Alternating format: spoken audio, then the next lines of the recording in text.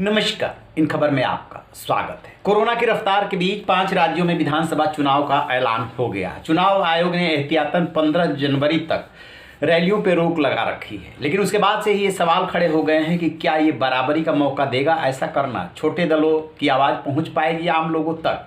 शुरू में समाजवादी पार्टी ने इसका स्वागत किया, लेकिन बाद में उसे लगा कि छोटे दलों को मौका नहीं मिल पाएगा क्योंकि उनके पास उतने संसाधन नहीं है। आखिरकार ग्रामीणों तक आप कैसे पहुंचेंगे? कैसे ये सोच रहे हैं कि ऑनलाइन पहुंचने की सुविधा गाँव के निचले तबके तक पहुँच गई है। अब ये सवाल जो है समाजवादी पार्टी जो बीजेपी की मुख्य प्रतिद्वंदी है उत्तर प्रदेश में, उसे परेशान कर रही है। शुरू में अखिलेश यादव सपा प्रमुख ने इसका स्वागत किया, लेकिन साथ में ये अब सवाल भी उठा दिया है कि छोटे दलों के पास इतने संसाधन नहीं है, सबको बराबरी का मौका नहीं मिलेगा। बात यहीं तक होती तो थोड़ी सी टीस होती, लेकिन उसके आगे तत्काल समाजवादी पार्टी ने उत्तर प्रदेश के 4 बड़े अफसरों को हटाने के लिए इलेक्शन कमीशन को चिट्ठी लिख दी है। ये 4 अफसर कौन है? ये चारों अफसर वो हैं जो डिसीजन मेकर्स हैं। सबसे जो प्रमुख अफसर हैं उसमें जो एडिशनल चीफ सेक्रेटरी हैं वो हैं अवनीश अवस्थी। फिर जो है दूसरा नाम आ रहा है, वो आ रहा है प्रशांत कुमार जो कि एडीजी लॉ एंड ऑर्डर है। अमिताभ यस हैं, वो भी एडीजी हैं, उनका नाम आ रहा है। और एक वो अफसर है वो भी जो कि उनके टाइम में अखिलेश यादव के टाइम में बाद में उनसे बहुत क्लोज हो गए थे, वो है नवनीत सहगल। यानी कि इन 4 अफसरों को हटाइए।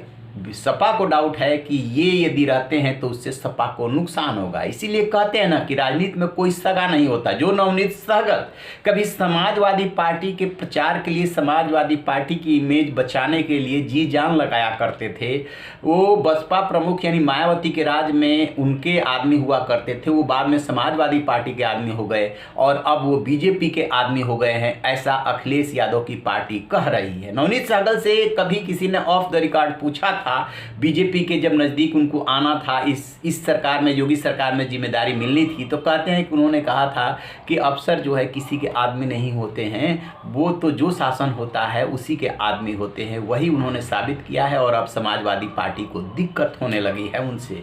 तो इन 4 अफसरों को हटाने के लिए चुनाव आयोग को लिखा गया है। चुनाव आयोग इस पर क्या एक्शन लेता है, इस पर हमारी नज़र रहेगी। लेकिन जो सबसे बड़ा सवाल उभर रहा है कि 5 राज्यों के चुनाव में क्या इस फैसले से छोटे दलों को नुकसान होगा, छोटे दलों की आवाज़ नहीं सुनी जाएगी? ये सवाल मौजूद है और इस पर बहस होनी चाहिए, क्योंकि हाई कोर्ट ने तो ये कहा था कि चुनाव को टाल देना चाहिए। फिर चुनाव आयोग ने कहा, जब ये गए उत्तर प्रदेश और समेत अन्य राज्यों के दौरे पे, तो राजनीतिक दलों के नेताओं से मुलाकात हुई, इसमें सबने चुनाव कराने को कहा। अब चुनाव कराने को कह दिया और इधर ये बैन लग गया। तो स्वाभाविक सी बात है कि बीजेपी संसाधनों के मामले में और गांव तक पहुंच के मामले में सबसे आगे है। उसकी पहुंच है, उसके कार्यकर्ता भी है, उसके पास पैसा भी है, उसके पास जो है संसाधन भी है। उसने अपनी तैयारी कर ली है कि कैसे उसे वर्चुअल प्रचार करना है, कैसे माहौल बनाना है। समाजवादी पार्टी को जो नुकसान हो रहा है वो ये कि अखिलेश यादव की सभाओं के बारे में कहा जा रहा है कि नेचुरल भीड़ आ रही थी। लोगों की जो नाराजगी है वो कहीं ना कहीं उन सभाओं के माध्यम से अभिव्यक्त हो रही थी। वो जो स्वाभाविक भीड़ आ रही थी उससे जो है समाजवादी पार्टी को नुकसान हो सकता है, क्योंकि इन सभाओं में भीड़ आने से क्या होता है, एक माहौल बनता है और लोग जो दुविधा में होते हैं उनके लिए संदेश जाता है। अब वो संदेश वर्चुअल में कैसे दिखेगा? बहुत सारी बातें हैं। इस बीच बीजेपी ने जो दाव पेच खेला है, जो ओम प्रकाश राजभर हैं जो कि अभी समाजवादी पार्टी के साथ जुड़े हुए हैं, उससे पहले वो AIMIM से जुड़े थे, उससे पहले वो बीजेपी से ही जुड़े थे और योगी जी के मंत्रिमंडल में मंत्री थे, उनके बारे में भी कुछ दूसरे तरह की अटकलें आ रही है कि बीजेपी उनको अपने पाले में खींचने के लिए जोर लगा रही है।